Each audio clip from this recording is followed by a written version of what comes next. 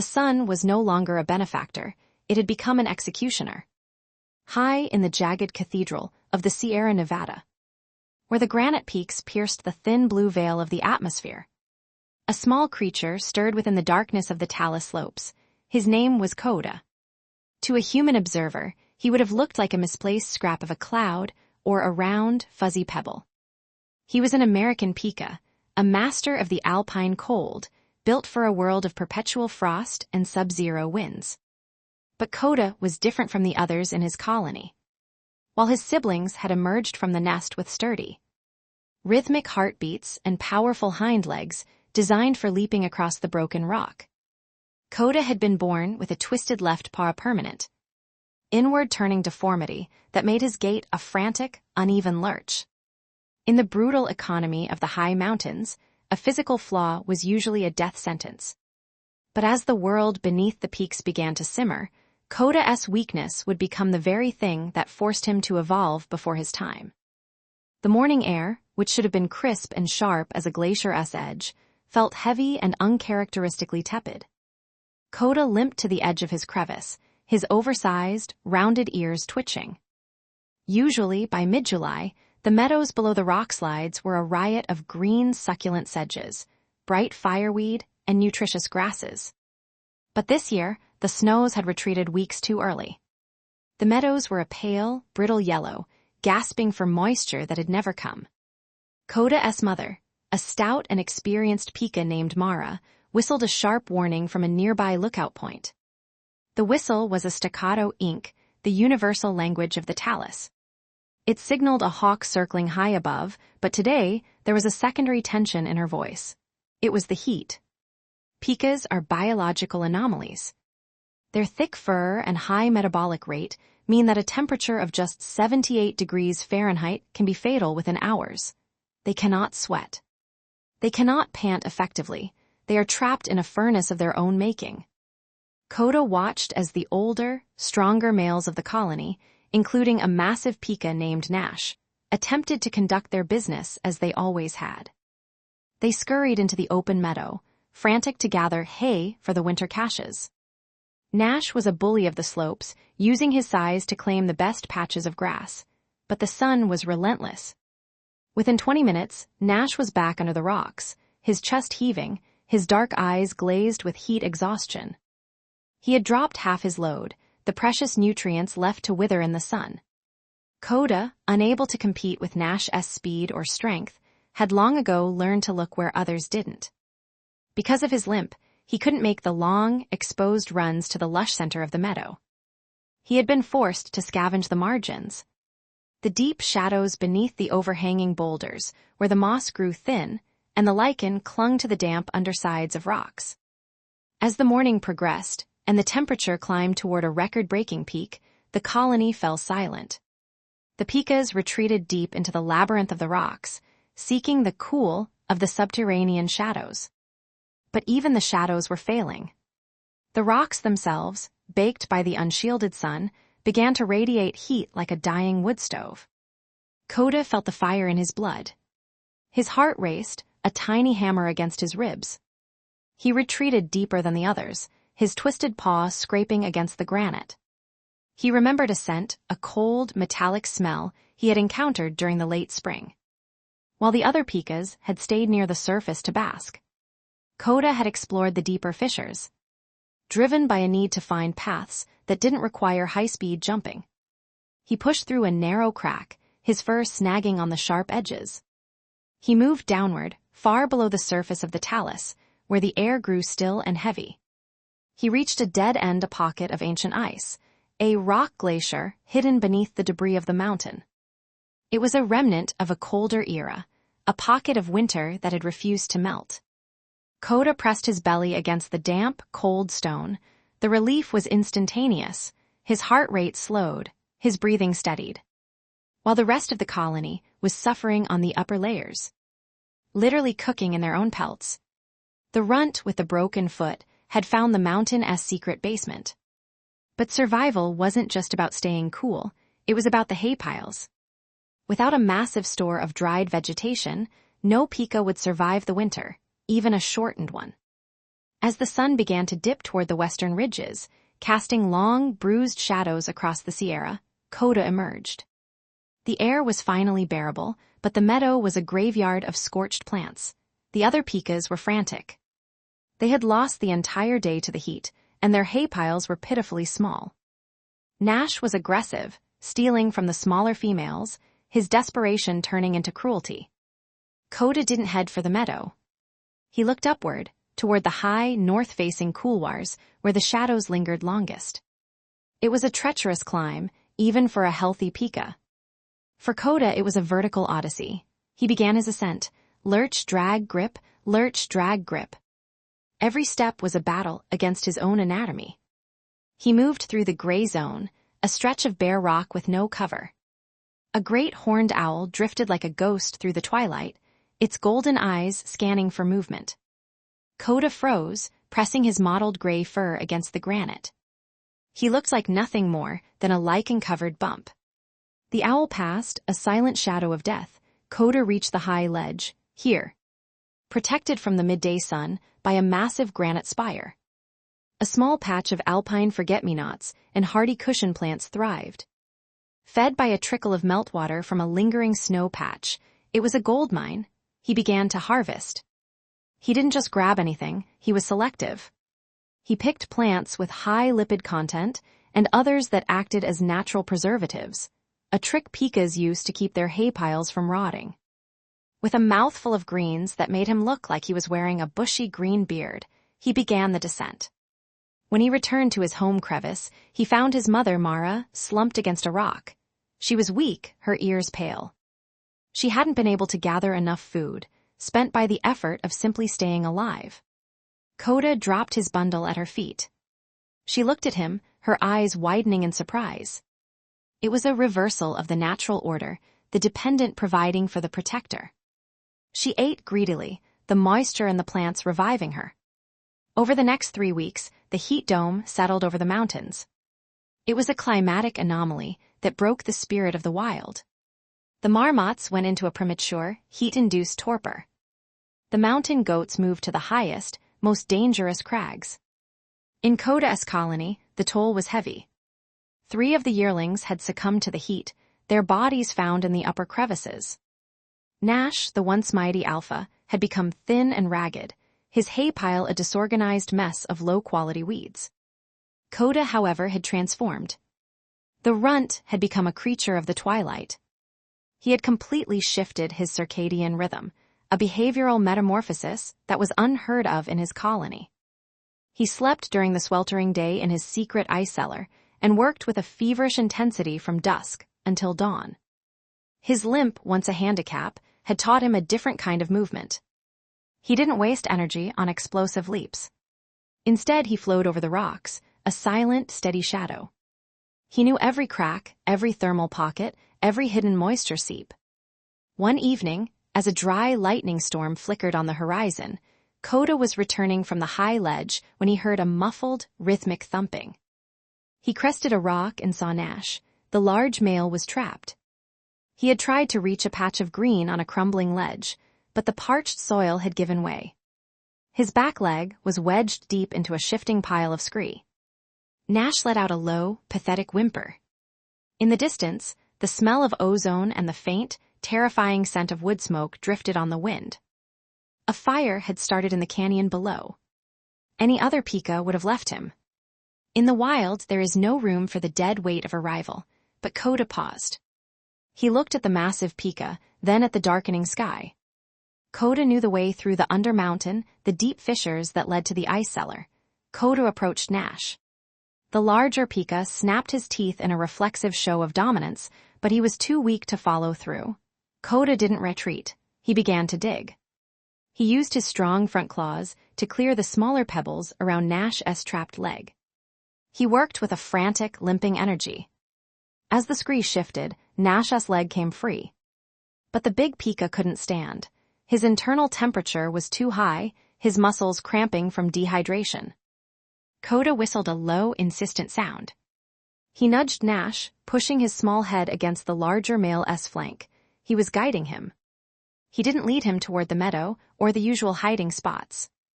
He led him toward the crack in the granite, toward the dark, narrow descent into the belly of the mountain. They moved like a two-headed beast, the small, limping guide and the staggering giant. They reached the ice cellar just as the first hot winds of the approaching fire front began to howl over the peaks. The ice cellar was no longer just a cooling station, it was a sanctuary. The fire raged across the Sierra that night. A crown fire that leapt from tree to tree in the valley and then licked up the slopes, consuming the dry meadows and the stunted Crumhall's trees. The smoke was a thick, suffocating blanket. Deep underground, Coda and Nash sat in the dark. The air was thin, but it was cool. The ice beneath them hissed as the ambient temperature of the mountain rose, but it held. Coda huddled near his mother, and the few others he had managed to whistle into the depths before the smoke became too thick. Days passed. The world above was a cacophony of roaring flames and falling timber. Then, a heavy, mountain rain began to fall, the kind of rain that only follows a great fire, washing the ash into the soil. When Coda finally led the survivors back to the surface, the world was unrecognizable.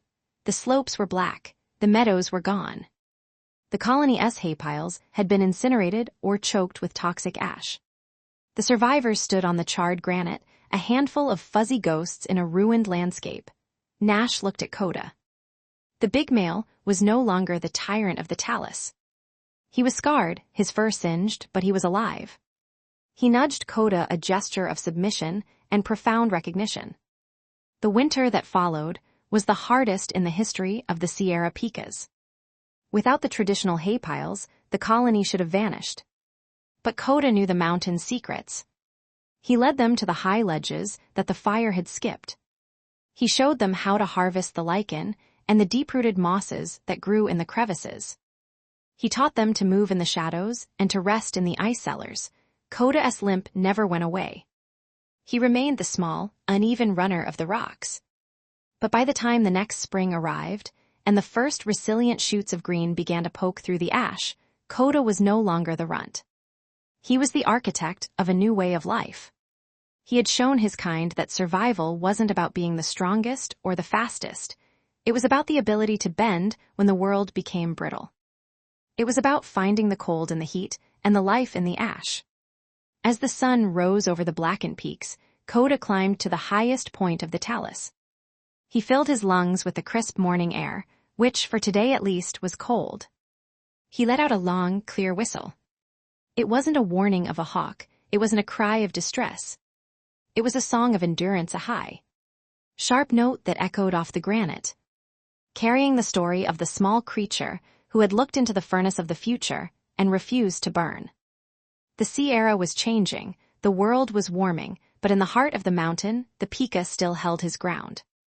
Coda, the broken and the brave, had turned his weakness into a bridge, and his colony had crossed it into a new era. The silence that followed the Great Fire was more terrifying than the roar of the flames had been. In the High Sierra, life is a symphony of small sounds, the rustle of dry grass, the scuttle of lizards, the distant, rhythmic drumming of a woodpecker. But as Coda emerged from the ice cellar, his tiny paws treading onto a world of gray and black, the silence was absolute.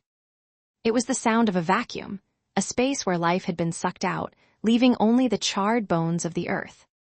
Coda stood on a ledge of granite that had once been carpeted in lush, emerald moss. Now it was slick with a fine, powdery ash that puffed up in miniature clouds with every step he took.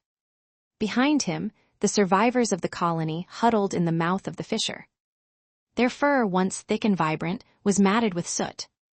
They looked like ghosts returning to a world that no longer recognized them. Nash, the once mighty patriarch, limped to Coda's side.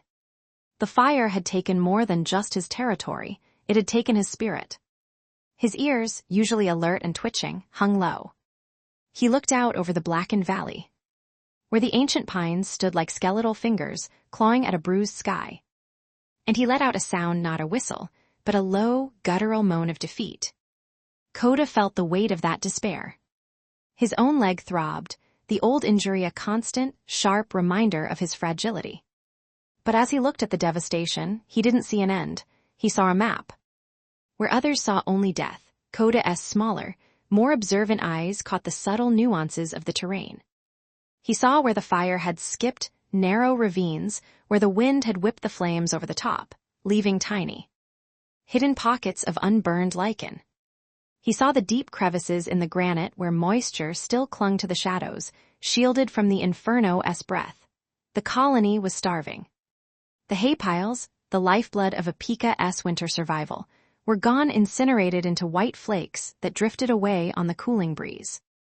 To stay here in their traditional territory was to wait for a slow death by hunger. Koda turned to the group.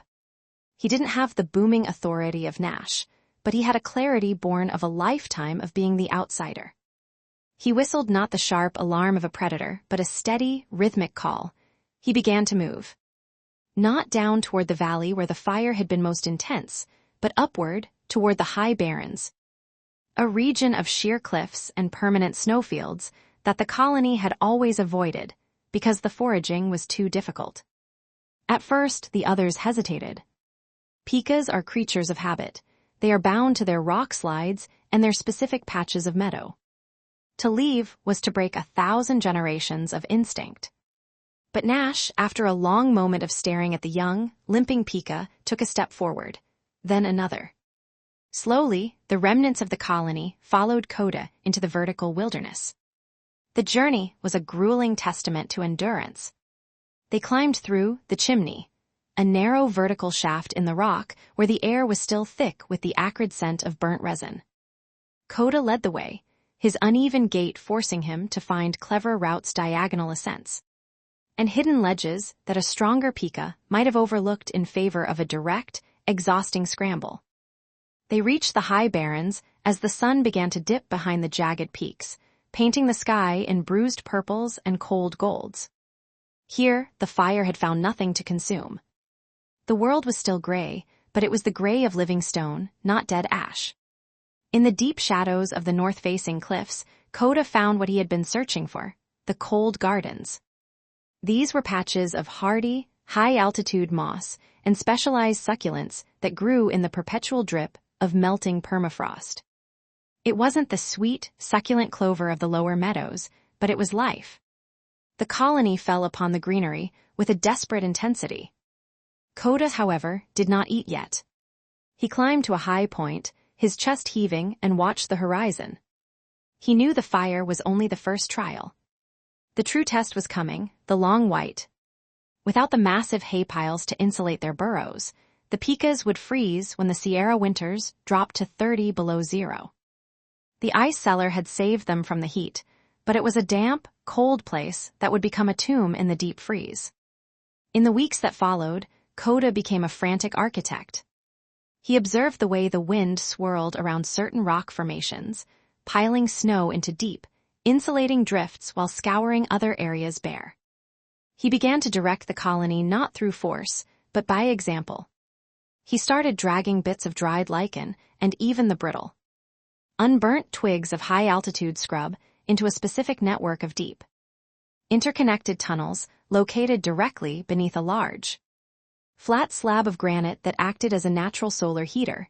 Nash joined him. The big Pika used his powerful forelimbs to move larger stones, creating windbreaks that Koda's smaller frame couldn't manage. It was an unspoken alliance, the strength of the old world serving the vision of the new. Then, the first storm hit. It wasn't a gentle dusting. It was a Sierra whiteout, a horizontal wall of ice and wind that erased the world in minutes. The colony retreated into the new tunnels. They huddled together, a mass of warm fur and beating hearts, in the heart of the stone. Koda lay in the center of the huddle. He could hear the wind screaming through the crags above, a sound like 1,000 hunting hawks. He felt the cold creeping in, seeking any crack, any weakness. But the solar slab held its heat for hours. And the thick layers of lichen they had packed into the crevices provided just enough insulation to keep their body temperatures from plummeting.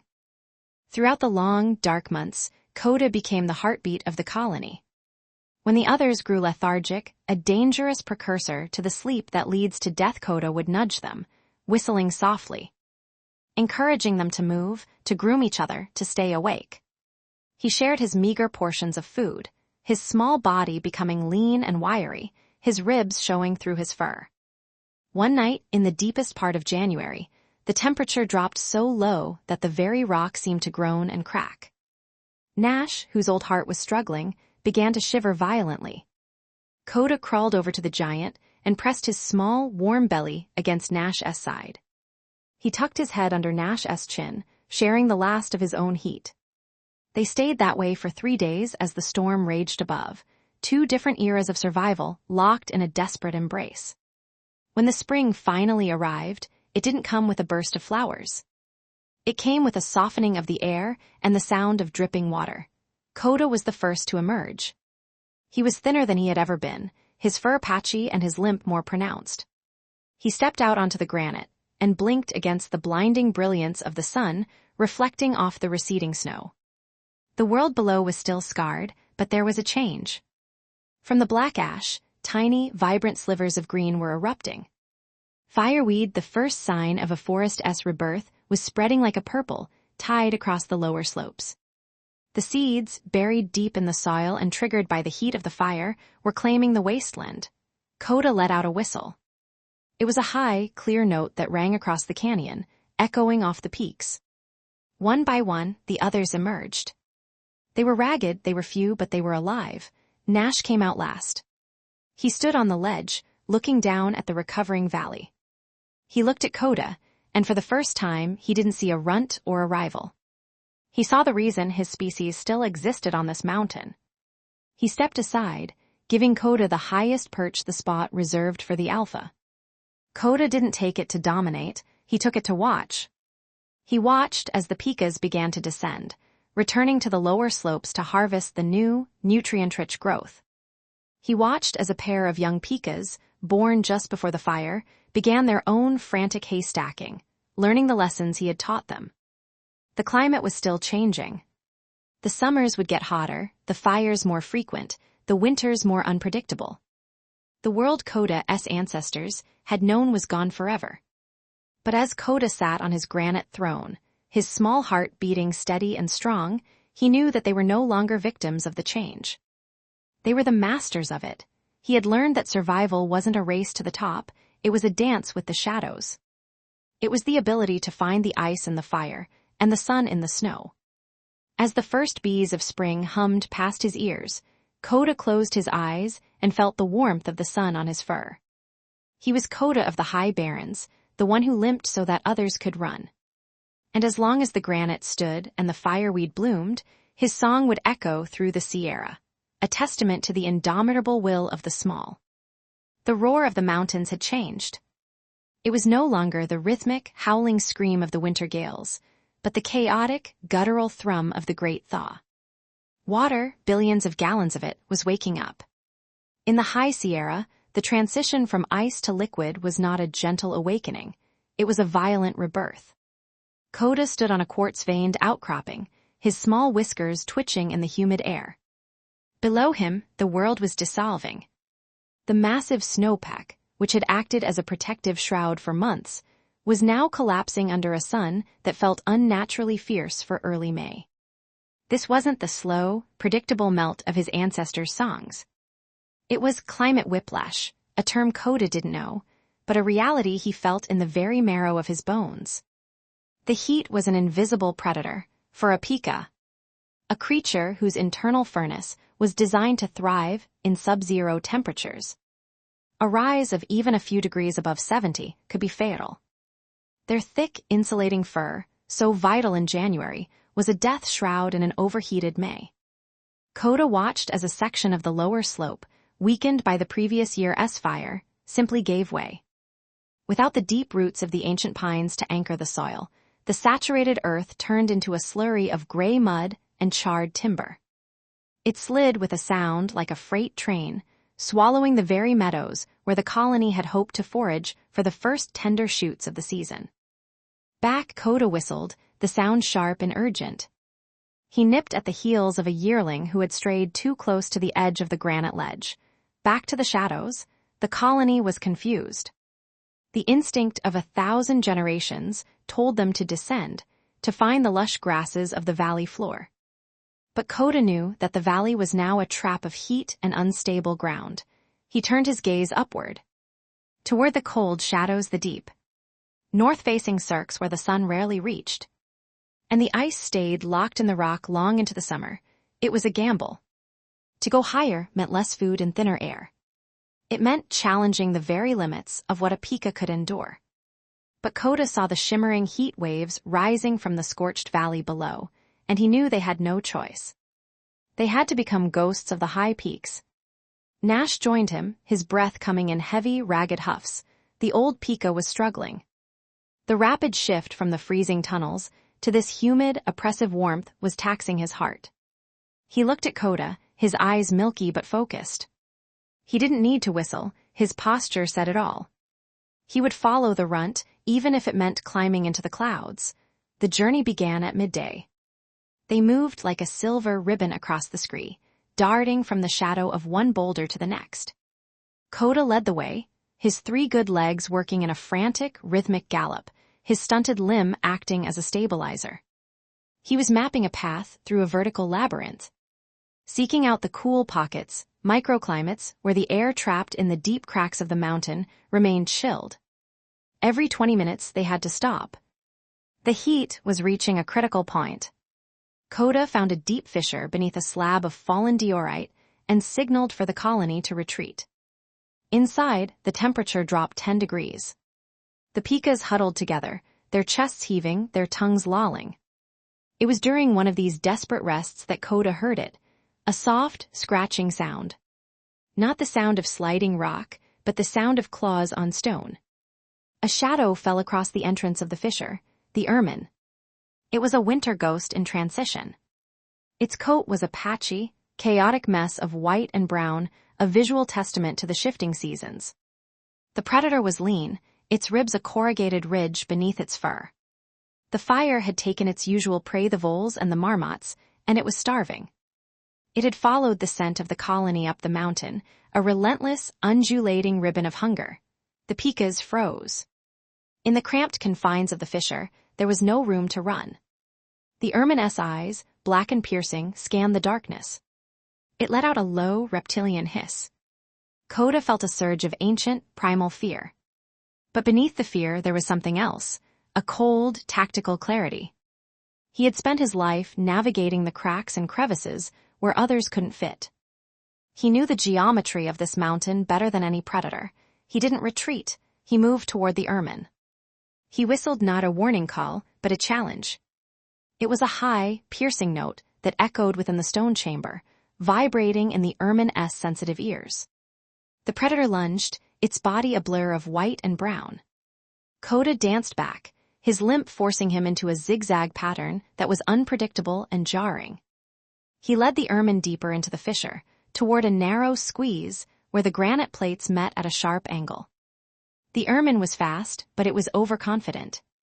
It followed Koda into the narrowing gap, its long, flexible spine undulating. Koda squeezed through a hole no larger than a walnut, a space his stunted frame could navigate with ease. The ermine tried to follow, but its broader shoulders caught on the jagged edges of the quartz. It thrashed, its claws scraping uselessly against the stone. For a few seconds it was pinned, its head through the gap, its body stuck. Koda didn't run, he turned back. He stood inches from the predator's snapping jaws. He didn't bite, he didn't attack, instead he kicked.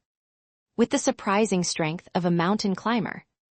Koda used his powerful hind legs to shove a loose wedge of shale into the gap above the ermine's neck. It wasn't a killing blow, it was a barricade. The stone jammed. The ermine let out a muffled shriek of frustration, its movement restricted. It would eventually wiggle free, but by then, the colony would be gone. Koda scrambled back to the main group. Move, he signaled, now. They emerged from the fissure and scrambled upward, fueled by adrenaline. They didn't stop until they reached the blue ice ledge, a high, sheltered shelf nearly 12,000 feet above sea level.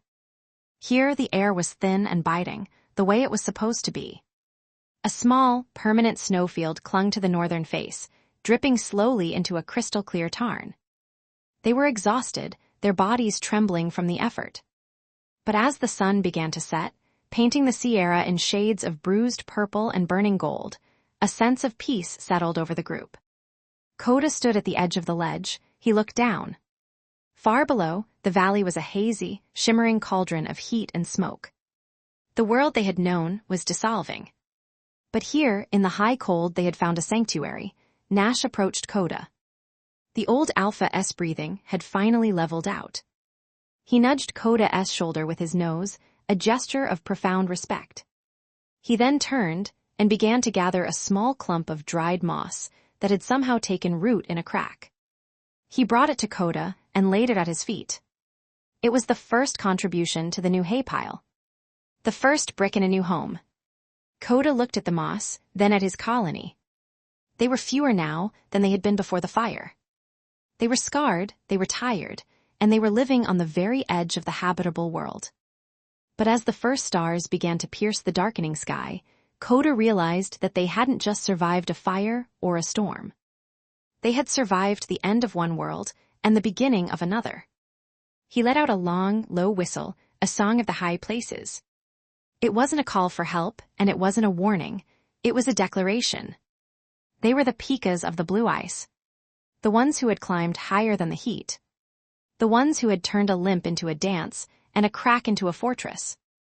The mountain groaned as the temperature dropped, the rock contracting in the evening chill. Coda settled into a small hollow, tucked his nose into his fur, and closed his eyes. For the first time in a long time, the air felt exactly right. The race for survival was never over, but for tonight, Coda was no longer running. He was home. The first morning on the blue ice ledge did not arrive with a gentle glow, but with a searing, crystalline brightness that felt like it could strip the fur from a Pika S back. At 12,000 feet, the atmosphere was a thin, fragile veil, offering little protection from the sun's ultraviolet teeth. Coda woke not to the sound of wind, but to the silence of absolute desolation. It was a silence so heavy it felt like a physical weight pressing against his small, rounded ears. He shifted his weight, his malformed leg stiff from the previous night's ordeal. The joint clicked a sharp, rhythmic sound that echoed against the granite overhang. Around him, the colony was a collection of silver-gray stones, huddled together for warmth that the high-altitude night had tried its best to steal. Nash was the closest, his breath coming in shallow, ragged puffs, his old lungs struggling to extract oxygen from the rarefied air.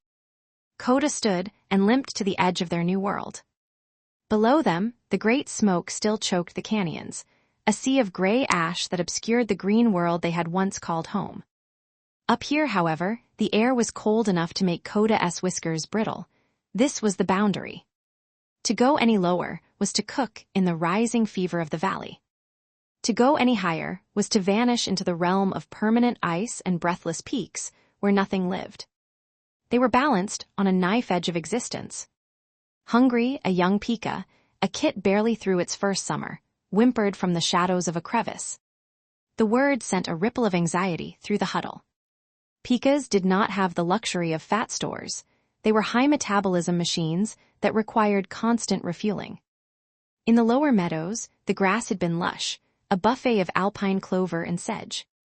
Here, the blue ice ledge was a desert of stone. Lichen painted the rocks in splashes of neon orange and ghostly pale green. But lichen was survival food of the last resort bitter, abrasive, and nutritionally poor. Coda looked at the hay pile Nash had started.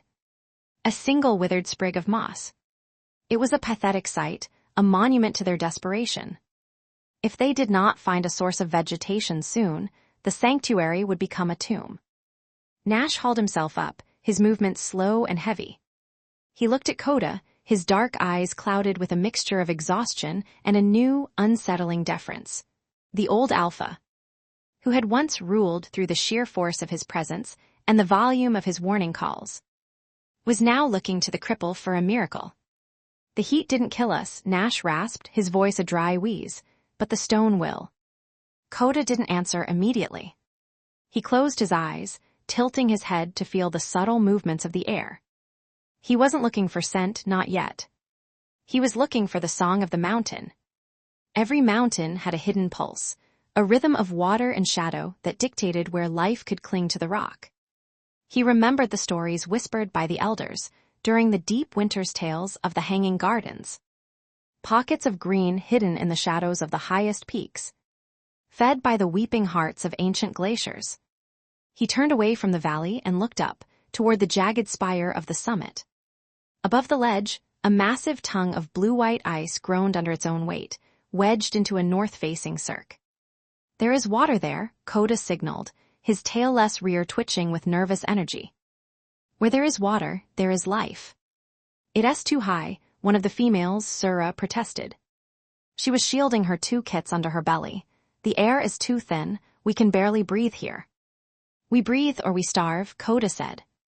It was a harsh truth, delivered with a coldness that surprised even him. The fire had burned away his patience, leaving only the jagged edges of a survivor. Coda began the ascent. This was not a climb for the strong, it was a climb for the meticulous. The path upward was a vertical labyrinth of scree and rotten rock granite that had been shattered by millennia of freeze-thaw cycles until it possessed the stability of a house of cards. A single misplaced paw could trigger a slide that would carry the entire colony back down into the furnace of the lower slopes. Coda's limp, usually his greatest burden, became his most vital tool. Because he could not rely on the explosive power of a 4-legged leap, he had developed a way of testing every stone before committing his weight.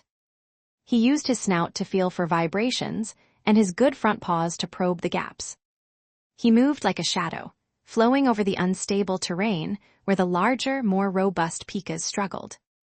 Nash followed, his pride forcing him to keep pace, though his sides heaved like a bellows. The rest of the colony trailed behind in a long, shivering line. As they climbed, the temperature plummeted. A sudden gust of wind screamed across the face of the mountain, carrying with it the scent of old snow and pulverized stone. It was a wind that wanted to peel them off the rock. Coda flattened himself against a slab of feldspar, his heart hammering against his ribs.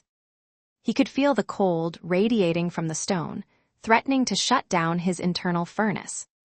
Pikas were built for the cold, but this was a different beast, an elemental, predatory frost. Then he smelled it. It was faint, almost a ghost of a scent, but to a Pika, it was more intoxicating than the richest clover.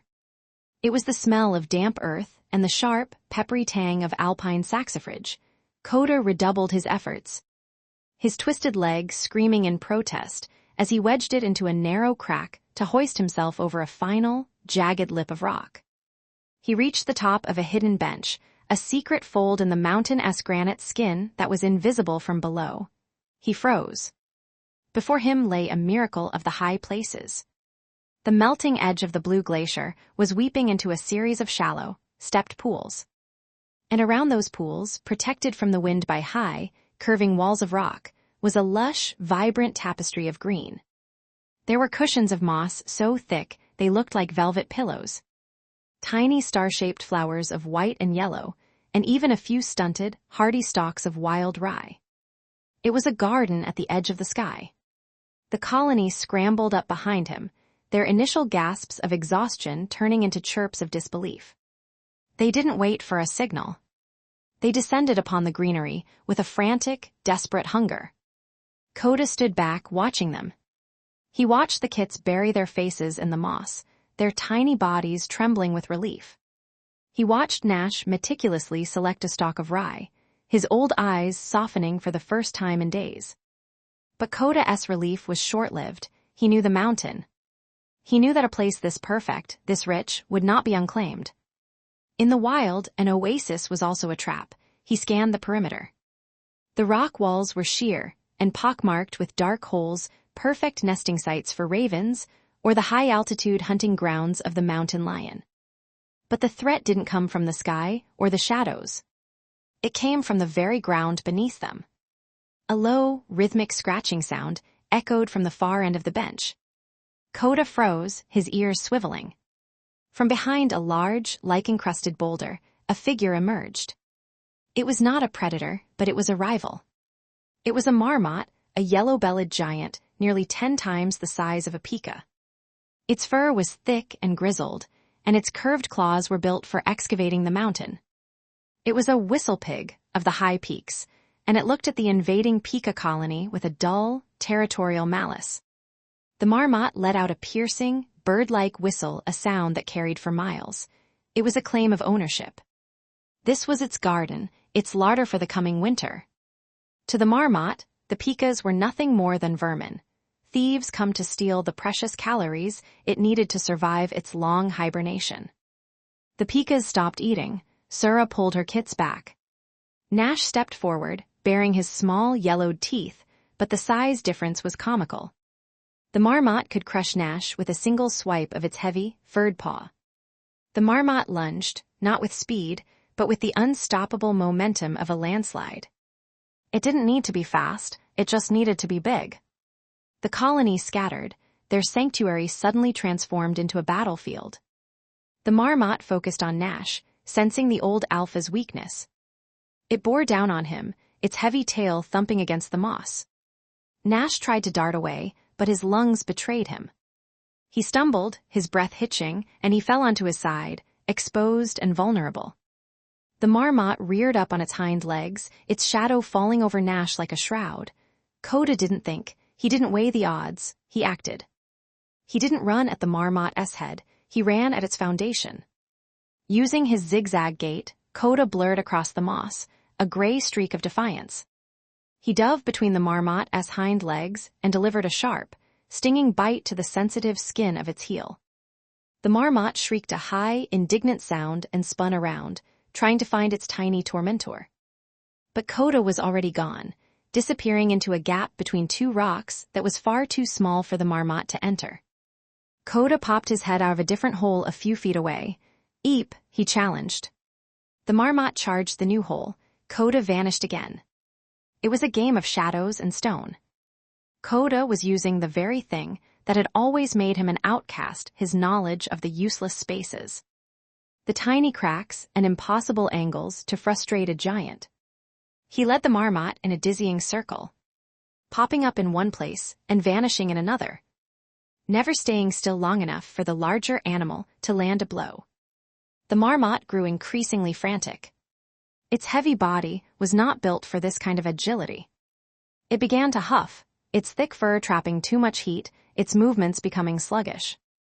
Coda, meanwhile, felt a strange electric clarity. For years, he had been the one who had to hide, the one who had to wait for the others to finish eating. Now, he was the master of the terrain.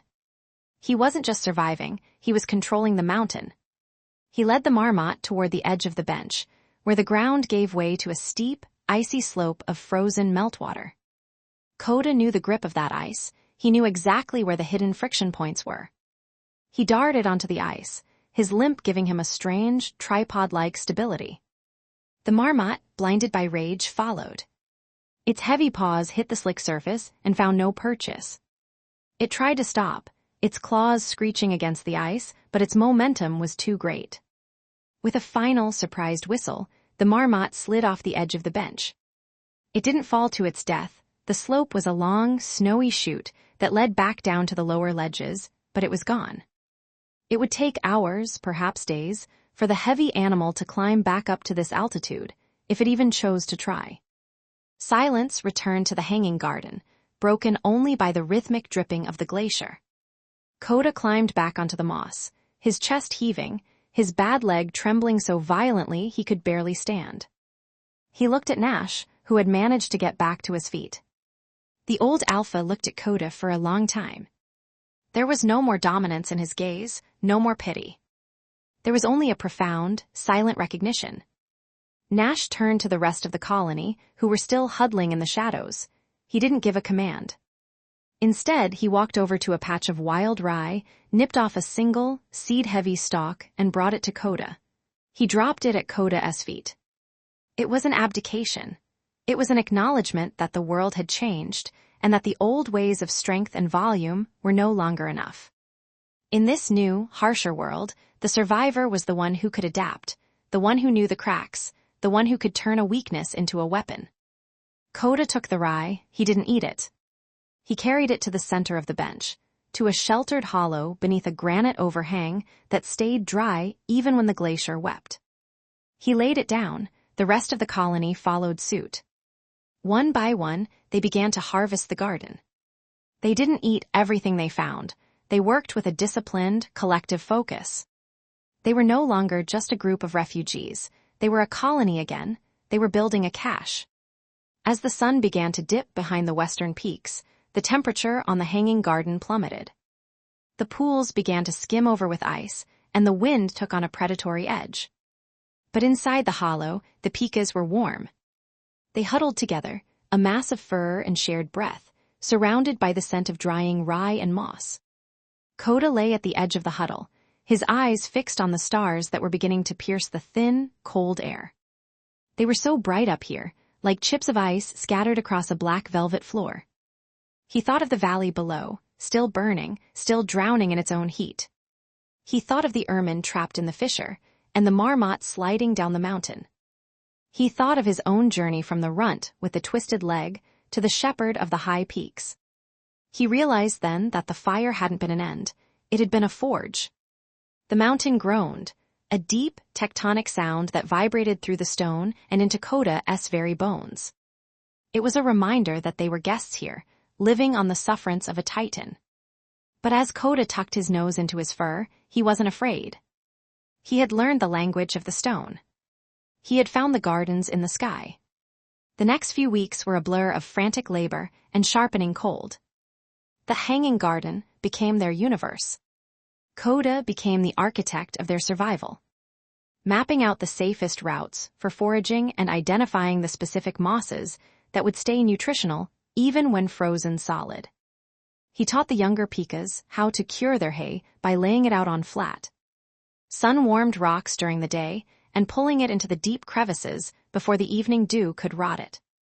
He showed them how to use their whiskers to feel for the subtle temperature shifts that preceded a high-altitude blizzard. One afternoon, while Coda was scouting the upper reaches of the cirque, he found something that made his heart stop. High above the garden, tucked into a vertical chimney of rock, was a small, ancient cache. It wasn't Pika-made. It was a collection of dried herbs, eagle feathers, and smooth, colorful river stones that couldn't possibly have come from this altitude. Coda sniffed the stones. They smelled of nothing but thyme. But as he touched one with his paw, he felt a strange, lingering warmth. He realized then that they were not the first to seek refuge here. Other things, perhaps even the two-legged giants, who sometimes wandered the lower trails, had climbed this high to escape the world's changes. The mountain was a library of survival, a place where the desperate left their marks. He felt a sudden, overwhelming sense of responsibility. He wasn't just saving a dozen Pikas, he was carrying a flame. If they failed here, there was nowhere higher to go. This was the ceiling of the world. He looked up at the blue glacier. It was shrinking. Even here, at the edge of the sky, the heat was winning. A tiny, constant stream of meltwater was carving a deeper and deeper channel through the granite. Coda knew that the hanging garden was temporary. In a few years, perhaps a few decades, the glacier would be gone and the pools would dry up. The moss would turn to dust and the rye would wither. The realization hit him with the force of a physical blow. Survival wasn't a destination. It wasn't a place you reached and then stopped. It was a continuous, relentless process of movement. He looked at his colony, now fat and sleek from the garden's bounty. They were happy. They thought they were safe. But Coda saw the truth. He saw the shrinking ice and the rising haze of the valley. He knew that the race wasn't over. It would never be over. He began to look even higher. Above the glacier, there was nothing but the summit, a jagged crown of black rock and thin, screaming wind. It looked impossible. It looked like death. But Coda noticed something. On the very tip of the summit, where the first light of dawn hit, there was a tiny, defiant speck of white. It wasn't snow. It was a rare, high-altitude flower, the Sierra primrose. If it could live there, they could too. He didn't tell the others, not yet. They needed the winter to rest, to build their strength in the hollow of the hanging garden. But as the first real snow of the season began to fall, large, heavy flakes that turned the world into a blur of white, Coda felt a new kind of resolve. He watched the snow bury the garden, turning the vibrant greens into a memory. He watched the colony retreat into the deep cracks, settling in for the long sleep of the high winter. Nash approached him, his fur now white-tipped with frost. The old Pika looked at the snow, then at Coda. "It's coming," Nash said. "Yes," Coda replied, "the great white. Will we see the green again?" Coda looked up at the hidden summit, invisible now behind the curtain of the storm. "We will see a new green," Coda said. "A green that doesn't need a glacier to grow." Nash nodded, a slow, weary movement. He settled into the hay pile, his eyes closing as the cold began to pull him into the half-sleep of the Pika winter. Coda stayed awake a moment longer. He listened to the wind howling through the chimney of rock, a sound like 1,000 flutes playing a dissonant, beautiful song. He felt the weight of the mountain above him and the heat of the fire below. He was Coda, the Pika who limped. He was the one who had led his people to the sky. And as the snow piled up, sealing them into their granite fortress, Coda realized that the limp was no longer a defect. It was his rhythm. It was the beat to which he would march when the spring came, and it was time to climb even higher. The mountain didn't care if he was perfect. The mountain only cared if he was still moving. He tucked his head under his flank, the warmth of the colony enveloping him. Outside, the world vanished into a white void. But inside the heart of the rock, the flame of the Pikas burned small, bright, and utterly unconquerable. They were the survivors. They were the ones who turned the end of the world into a new beginning. And as the deep silence of the winter took hold, Coda dreamed of the primrose on the summit, blooming in the thin, cold light of a world that refused to die. The weight of the winter was not merely a physical presence. It was a living, breathing silence that pressed against the granite walls of their sanctuary. Beneath the great white shroud, the hanging garden had become a tomb of ice and dormant dreams. For Coda, the passage of time was measured not by the sun, which remained a pale, distant ghost beyond the thick layers of snow, but by the slow, rhythmic pulse of the colony. He lay deep within the labyrinthine cracks of the rock, his body curled into a tight ball of fur and shivering heat. Beside him, the others were huddled in clusters, their breathing synchronized in a low, thrumming chorus of survival. The hay piles they had labored so hard to gather the aromatic rye, the bitter herbs. The dried moss were now their only currency in a world that had frozen all commerce. Every mouthful of dried grass was a day of life bought back from the cold. In the pitch blackness of the subnivean world, the space between the ground and the snow, Coda found himself listening. He listened to the mountain. It was not a static thing. Even in the heart of winter, the Sierra moved. He could hear the deep, resonant groans of the glacier above them, a sound like a giant grinding its teeth in a fitful sleep. He heard the sharp crack of boulders splitting under the pressure of expanding ice, a sound that echoed through the granite like a rifle shot. But there was a new sound this winter, one that Coda had never heard in the lower meadows. It was a rhythmic, wet dripping. He nudged himself awake, his stiff leg protesting with a dull ache that radiated up into his hip. His limp was a constant companion, a reminder of the gravity he had defied. He moved toward the edge of their living chamber, sniffing the air. It was heavy, laden with a moisture that shouldn't exist in the middle of the Great White, a rain-on-snow event. The elders had whispered about it in the lower valleys, but here, at the ceiling of the world, it was an omen of disaster. The atmosphere was warming, even now in the dead of the season, instead of the dry, insulating powder of a true alpine winter, a heavy, lukewarm rain was falling somewhere far above, seeping through the layers of snow and turning the world into a slushy, suffocating trap. Coda felt a drip hit his nose, then another. The ceiling of their granite cracks, once dry and safe, was beginning to weep. "Nash," Coda whispered, his voice raspy from disuse. The old Pika stirred, his white-tipped fur matted with sleep. "The hay," Nash murmured, his instincts immediately jumping to their most precious resource. "Is it wet?" Coda moved to the nearest cache. The rye felt damp. If the moisture took hold, mold would follow. Mold was the silent killer of Pikas. It would turn their winter feast into a toxic rot within days. The colony would starve in the midst of plenty. "We have to move the stores," Koda said, his voice gaining strength. "Higher into the vertical chimneys. The water is pooling in the floor cracks." "It's too cold to move," a younger female named Alara whimpered from the huddle. "The air outside the cracks will freeze us in minutes." "If we stay, we starve," Koda replied, his tone Brooks-like in its firm, cinematic resolve. "The mountain is changing the rules. We change with them, or we end here."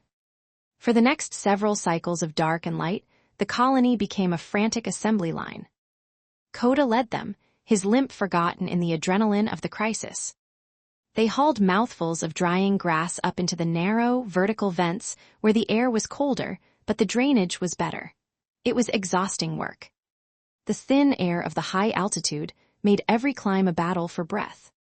Koda's lungs burned, and his heart hammered against his ribs like a trapped bird, but he did not stop. He saw the fear in their eyes, the wide, dark pupils, reflecting the dim light of the ice glow. They looked to him not because he was the strongest, but because he was the one who refused to look away from the truth. One night, if it could be called night, in a world of perpetual shadow, the rain stopped, replaced by a plummeting temperature that turned the slush into iron-hard ice. The vents they used for air were suddenly sealed by a translucent, unbreakable glaze. The silence that followed was terrifying. The air in the chambers grew thick and stale. The scent of 20 pikas, their heat, and their waste began to linger, unmoving. "We can't breathe," Alara gasped, her chest heaving. Koda climbed toward the main exit, the chimney that led to the surface of the hanging garden. He pushed his head against the opening. It was solid. He bit at the ice, but it was inches thick, a crystalline wall that mocked his tiny teeth. He felt a pang of despair. Had he led them all this way, past the coyotes and the heat of the valley, only to have them suffocate in a tomb of their own making? He sat back, his breath coming in short, ragged puffs. He looked at the wall of ice.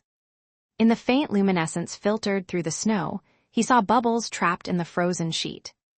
They were like tiny, frozen screams. Then he remembered the Library of Survival. He remembered the markings he had seen on the rocks when they first arrived, the deep scratches left by larger creatures. Perhaps the mountain lions or the two-legged giants. They hadn't just survived, they had mastered the stone. Koda didn't use his teeth. Instead, he used his weight. He found a loose shard of granite, a wedge-shaped piece that had fallen from the ceiling during the last freeze. He gripped it in his mouth and began to hammer at the ice. Thump, thump, thump. The sound was pathetic against the vastness of the mountain, but he didn't stop. He used the rhythm of his limp, the uneven beat that had defined his life. Step, drag, strike, step, drag, strike. Nash joined him, bringing another stone, then Alara. Soon, half a dozen Pikas were huddled at the vent, a tiny, desperate percussion section hammering against the sky. Hours passed.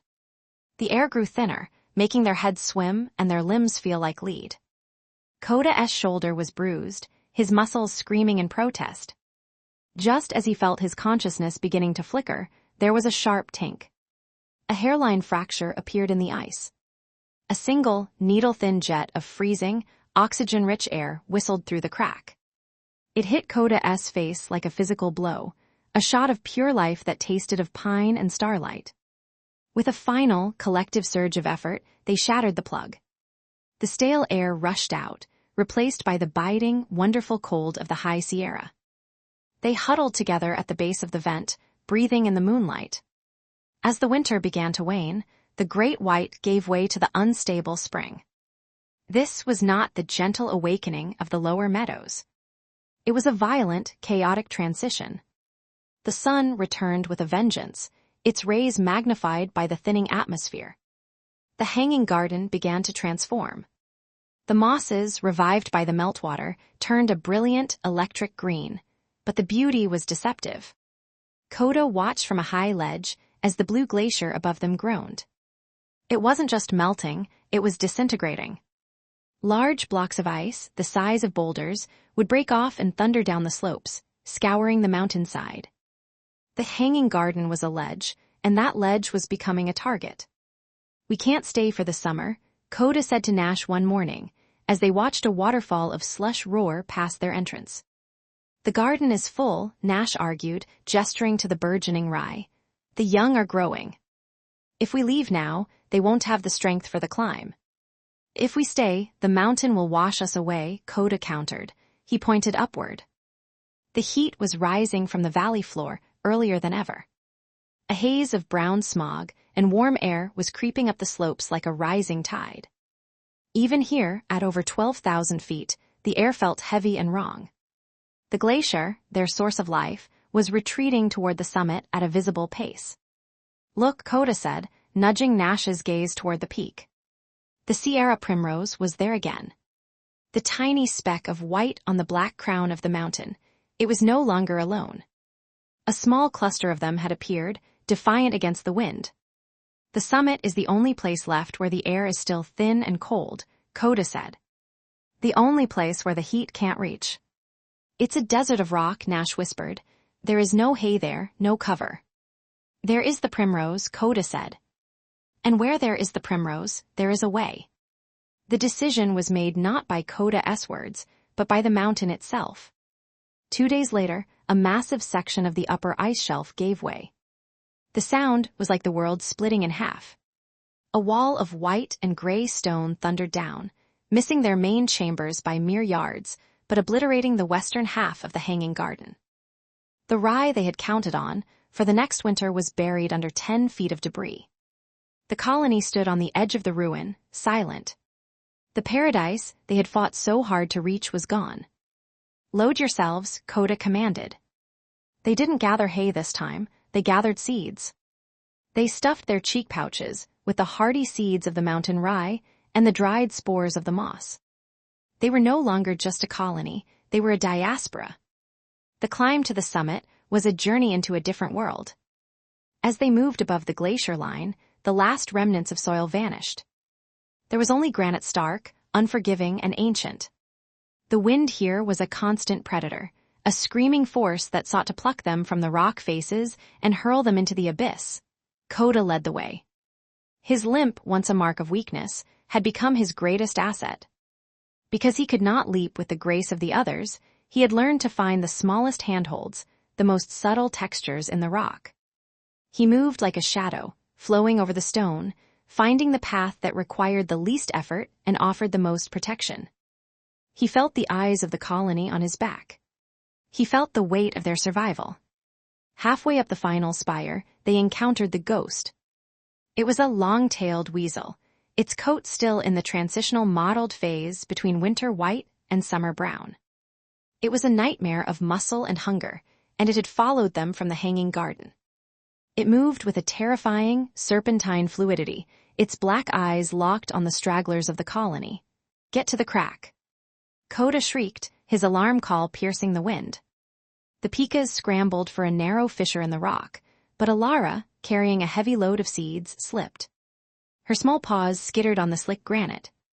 She tumbled a few feet, landing on a precarious ledge. The weasel saw its opening. It launched itself down the slope, a blur of predatory intent. Coda didn't think, he didn't calculate the odds. He threw himself between Alara and the descending death. He wasn't a fighter. He was a Pika, the bottom of the food chain. But he was a Pika who had walked through fire and ice to save his people. As the weasel closed the distance, Coda stood his ground. He let out a sound that no Pika should be able to make, a guttural, defiant snarl. He didn't run. He lunged forward, not away. The weasel, surprised by the sudden aggression from such a small creature, hesitated for a fraction of a second. That second was all Coda needed. He didn't bite. He used his head as a battering ram, slamming into the weasel's chest with the full force of his momentum. Both animals tumbled. Coda felt the world spin, blue sky, black rock, white snow. He felt the weasel-esque claws rake across his shoulder, a searing line of pain. They hit a lower ledge with a sickening thud. Coda scrambled to his feet, his breath coming in ragged gasps. The weasel was dazed, shaking its head. Behind it, the ledge ended in a sheer 3,000-foot drop. Coda didn't wait for it to recover. He screamed again, a high, piercing whistle that echoed off the summit. From above, Nash and the others began to kick loose stones down the slope. A miniature rockfall rained down on the predator, the weasel. Realizing that the easy prey had turned into a collective force of nature, hissed one last time and vanished into the shadows of a lower crevice. It would look for easier meals elsewhere. Coda lay on the ledge, his heart racing. His shoulder was bleeding, the red staining his gray fur. Elara crawled down to him, her nose twitching in fear and gratitude. "You're hurt," she whispered. Coda looked up. They were only 100 feet from the summit. The air was so thin it tasted like cold metal. "I'm still moving," Coda said, his voice a rasping whisper. He forced himself up. The limp was worse now, his leg dragging heavily, but he refused to let Elara help him. He had to lead. They reached the summit as the sun began to set. It was a world of black and gold. The entire Sierra Nevada stretched out below them, a sea of jagged peaks and shadowed valleys. From here, the destruction of the lower world was invisible. The smog was a distant, golden haze. The receding glaciers were mere ribbons of silver. And there, in the very center of the summit's crown, was the Sierra primrose. It was a tiny thing, no larger than a Pika's ear, with petals of the softest pink and a heart of gold. It grew in a crack so narrow, it seemed impossible that anything could find purchase there. Yet it thrived, drinking in the thin light and the mountainous breath. Coda walked to the flower. He didn't eat it. He leaned his head against the cold rock beside it. The colony gathered around him. They looked out at the world they had conquered. They were the highest living things in the range. They had reached the ceiling. "There's no more hay," Nash said, looking at the barren rock. "No," Coda said, "but there are the lichens. And the wind brings the seeds from the valleys. And we have the caches we brought." He looked at the primrose. "We are like this flower," Coda said. "We don't need a garden. We only need the crack in the rock and the will to stay." As the stars began to pierce the darkening sky, more brilliant and numerous than they had ever appeared from below, the Pikas began to dig. They found deep, ancient honeycombs within the summit's core tunnels, carved by wind and time, that stayed cold, even when the sun was at its zenith. Coda sat at the very edge of the peak. He watched the first moon of the new season rise. He knew the struggle wasn't over. The world would continue to warm. The ice would continue to vanish. But he also knew something the mountain had taught him through the long, cold nights and the burning days. Survival wasn't about being the strongest. It wasn't about having the best territory or the thickest fur. It was about the limp.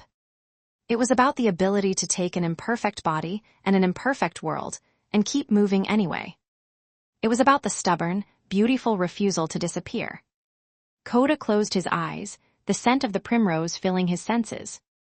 He was a small, broken creature on the top of a changing world, but as the mountain wind hummed through his fur, he felt as vast as the stars. He was Coda, and he was home.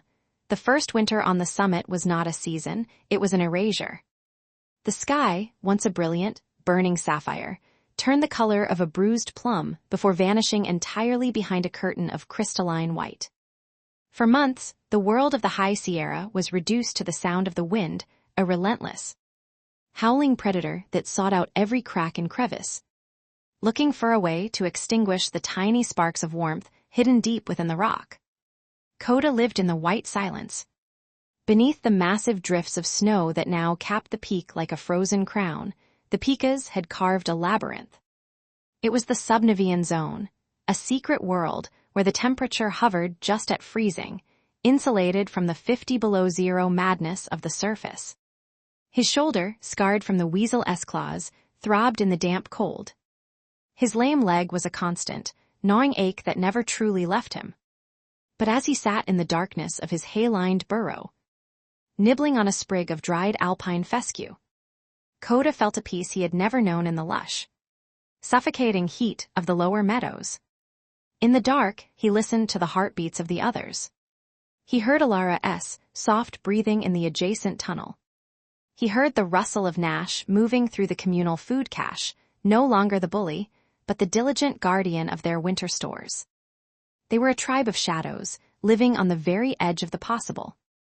Every few weeks, when the wind died down to a low moan, Koda would climb the vertical shafts they had kept clear of ice.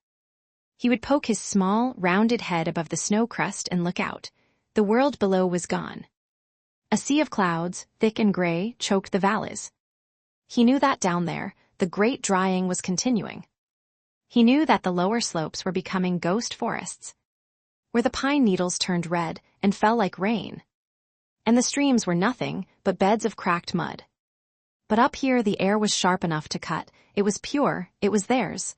One evening, as the sun dipped below the edge of the world, casting a long, violet shadow across the snow, Koda saw something that made his heart stutter. Emerging from a nearby vent in the snow was a young Pika, one of the kits born just as they reached the summit. The youngster, a male they called Pip, was barely half Koda's size. Pip didn't have the heavy, thick-set shoulders of the valley Pikas. He was leaner, his fur a shade lighter, almost the color of the granite itself. Pip didn't see Koda.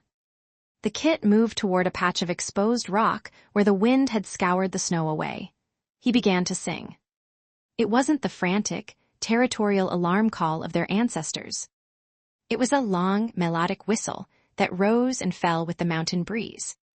It was a song of the summit, a new language for a new world. Watching him, Koda realized that the limp he had carried his whole life was more than just a physical defect. It was a prophecy. He had been born for a world that required struggle, and now his descendants were being born for a world that required change. They were smaller, tougher, and more attuned to the thin air. They were the architects of a new destiny. As the months bled into years, Koda's role shifted.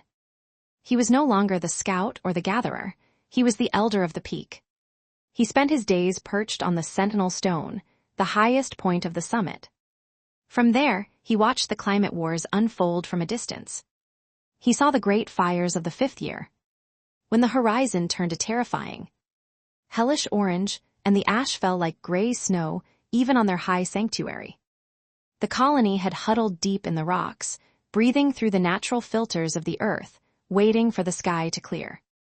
Many in the lower ranges had perished, then the marmots whose burrows became ovens, the deer who had nowhere left to run. But the summit tribe survived. They were too high for the flames to reach, and they had learned to live on the memory of rain. By the 7th year, Koda's fur had turned the color of old frost.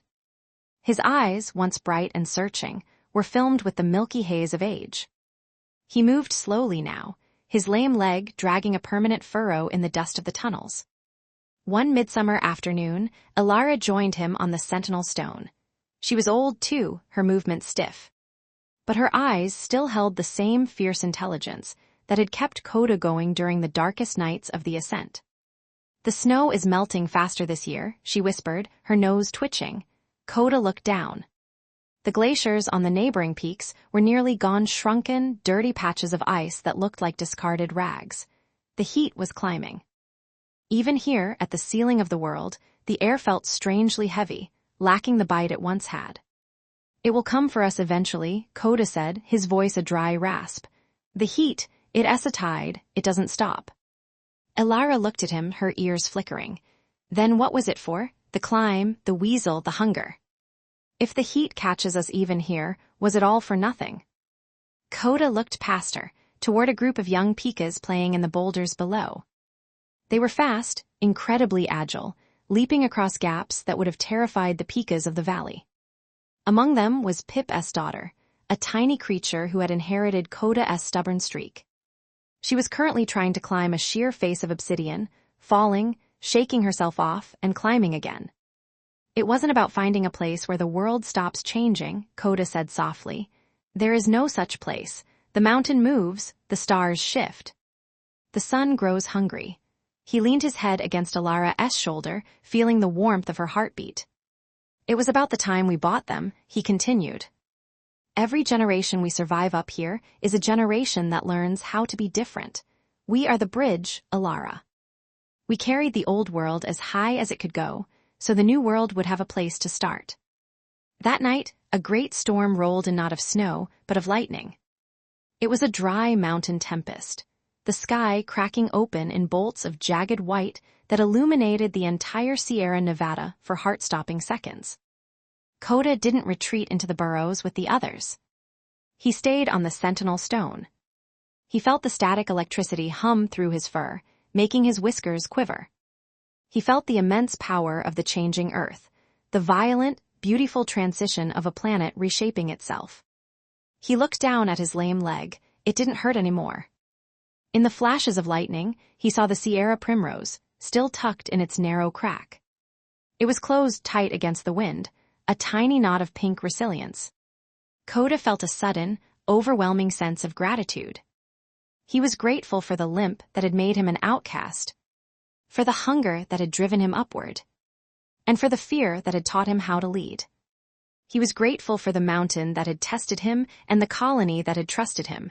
He let out one final call. It wasn't a warning. It wasn't a cry for help. It was a long, sustained note that harmonized with the thunder. It was the sound of a creature that had reached the end of its journey and found that the destination was not a place, but an act of defiance. When the sun rose the next morning, the sky was a scrubbed, brilliant blue. The air was cool and crisp, a temporary gift from the departing storm. The colony emerged from the rocks to begin their day gathering the sparse lichens, tending to the hay piles, and watching the skies for hawks. They found Coda on the sentinel stone. He was curled into a small, silver ball, his nose tucked under his tail as if he were merely sleeping. He looked small against the vastness of the granite, but there was a dignity in his stillness that silenced even the youngest kits. Elara stood over him for a long time. She didn't wail or whistle. She simply touched her nose to his cold fur, a final goodbye to the Pika who had seen the top of the world. They didn't bury him in the earth. Following an instinct that seemed to come from the mountain itself, they placed him in the very crack where the Sierra primrose grew. It was a place of honor, a place where the first light of every dawn would touch him. Years passed. The Summit tribe became a legend among the peaks. Biologists from the world below, flying drones high into the thinning air, were shocked to find life still thriving on the highest crown of the Sierra. They spoke of rapid adaptation and evolutionary bottlenecks. They wrote papers about the Pikas that had learned to live where nothing should survive. But they didn't know about Coda. They didn't know about the limp. They didn't know that every one of those thriving Pikas carried a piece of a broken leader's spirit. They didn't see that the kits played a game of climbing the sky, or that when the wind whistled through the rocks, the colony didn't hide in fear. They stood tall, their small hearts beating in defiance of the rising heat, their eyes fixed on the stars. The world was changing, yes. The ice was gone and the valleys were brown, but on the highest rock, in a tiny crack between the earth and the heavens, a pink flower bloomed every spring, nourished by the memory of a creature who refused to give up. Coda was gone, but the ascent never ended. The limp had become a stride, and the small, stubborn heart of the Pika continued to beat at the very ceiling of the world, a tiny, golden flame that the darkness could never quite put out.